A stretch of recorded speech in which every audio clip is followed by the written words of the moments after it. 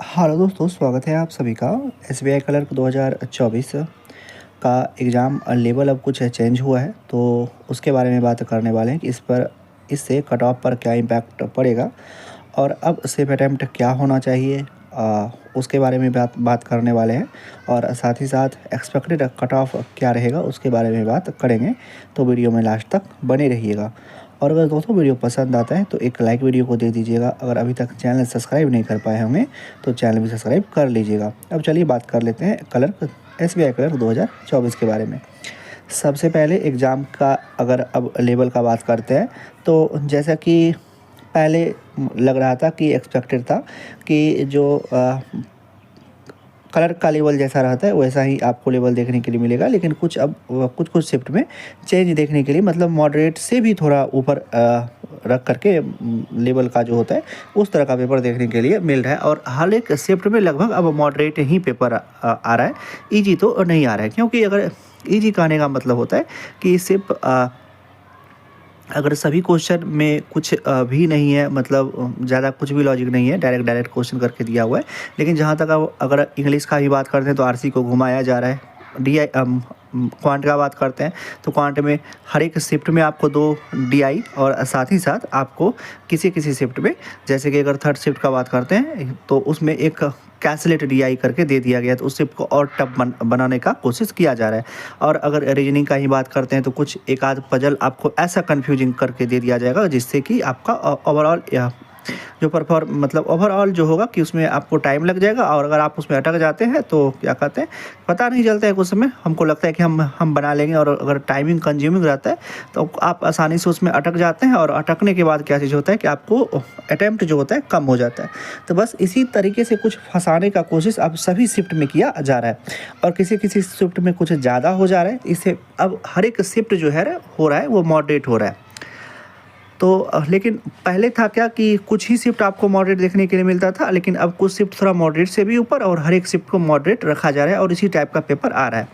Previous year का अगर बात करते हैं तो प्रीवियस ईयर कुछ ऐसा नहीं था। प्रीवियस ईयर का अगर पेपर का आप एनालिसिस भी देख सकते हैं, अभी भी यूट्यूब पर पड़ा होगा, कि उसमें आपको हर एक शिफ्ट में कुछ ज़्यादा लेवल नहीं था, ईजी ही था। कि एक आध शिफ्ट अगर किसी दिन कुछ मॉडरेट चले आया हो तो वैसा ही कुछ आ रहा था। लेकिन इस बार आपको हर एक शिफ्ट में अब कुछ मॉडरेट ही देखने के लिए मिल रहा है। और आने वाले दिनों में भी अगर आपका एग्ज़ाम है तो आपको मॉडरेट टाइप का क्वेश्चन का भी प्रैक्टिस करना पड़ेगा, चाहे आप सिंप्लीफिकेशन का ही क्यों ना करें। डायरेक्ट क्वेश्चन देखने के लिए नहीं मिल रहा है। मतलब क्वांट में सिंप्लीफिकेशन का अगर बात करते हैं तो उसमें भी आपको कैलकुलेशन करना पड़ रहा है, आपको समय देना पड़ेगा, तब आपका आंसर आएगा, तब आप आंसर टिक कीजिएगा। ये सब आप तभी अच्छे से समझ पाइएगा जब आप एग्ज़ाम देने जाइएगा, उस क्वेश्चन को देखिएगा, आप बनाने में टाइम दीजिएगा, तब आपको समझ में आएगा कि हम जो कह रहे हैं वो कितना सही है। और अगर आप एग्ज़ाम दे चुके होंगे तब तो आपको भली बात ये समझ में आता है। अब चलिए दोस्तों, ये तो रहा एग्ज़ाम के बारे में। अगर ऐसा ही चीज़ रहता है तो इससे कट ऑफ पर क्या इम्पैक्ट होगा। कट ऑफ पर बहुत ही बड़ा इम्पैक्ट होगा इसका, क्योंकि देखिए, अगर इजी रहता तो सभी लोग अच्छे से पूरा करके, मतलब एग्ज़ाम 4 करके आते, उसमें कट ऑफ आपको निश्चित ही बहुत ऊपर जाता, हाई जाता। क्योंकि अगर पेपर का लेवल इजी आता, सभी लोग जितने बच्चे थे सभी का एग्ज़ाम अच्छा जाता, सभी एकदम पेपर 4 करके आते। अब कुछ ऐसा आ नहीं रहा है। आपको हर एक क्वेश्चन सॉल्व करने में टाइम लग रहा है। कुछ क्वेश्चन उसमें लॉजिकल है, आपको लॉजिक लगाना पड़ेगा तब आपको सॉल्व होगा। जैसे अगर आप आरसी को अच्छे से समझते होंगे तभी आपको आरसी सॉल्व होगा, और अगर आप पजल में भी अच्छे प्रैक्टिस किए होंगे तभी आपसे पजल बनेगा।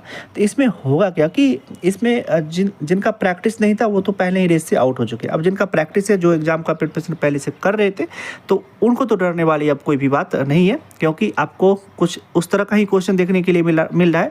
और इससे निश्चित ही आपको कि कट ऑफ पर भी एक अच्छा इम्पैक्ट देखने के लिए मिलेगा ही मिलेगा, और ज़्यादा कट ऑफ देखने के लिए नहीं मिलेगा। जो हम पहले से भी बोल रहे थे, वैकेंसी को देखते हुए कि ज़्यादा कट ऑफ नहीं जाएगा, अब तो एग्ज़ाम को देखते हुए भी बोल रहे हैं कि ज़्यादा कट ऑफ निश्चित ही नहीं जाएगा।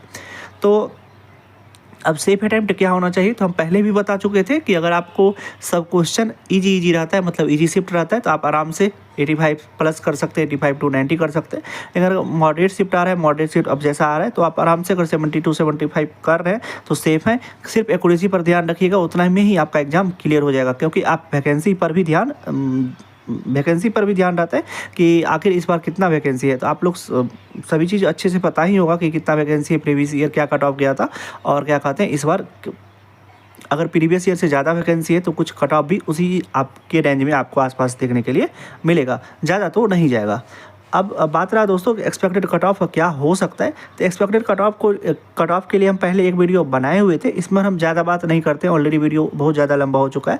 और पहले सभी शिफ्ट का एग्ज़ाम ख़त्म होने दे दीजिए, और तो उसके बाद हम एक्सपेक्टेड कट ऑफ के लिए एक स्पेशल वीडियो बनाएंगे। अभी तक सिर्फ इतना ही आप लोग ध्यान रखिए कि हम मेरे अनुसार से 60 से लेकर के 70 तक के बीच में हर एक स्टेट का कट ऑफ आपको देखने के लिए मिल जाएगा, इससे ज़्यादा नहीं जाएगा। और किस किस स्टेट का कैसे कैसे 60 के रेंज में किस किसका रहेगा, उसके लिए हम एक स्पेशल वीडियो आप लोगों के लिए ला देंगे। अब चलिए दोस्तों वीडियो को यहीं तक रहने देते हैं, मिलते हैं इसी तरह के किसी एक दूसरे वीडियो में, तब तक आप अपना ध्यान रखिए। Love you, bye bye.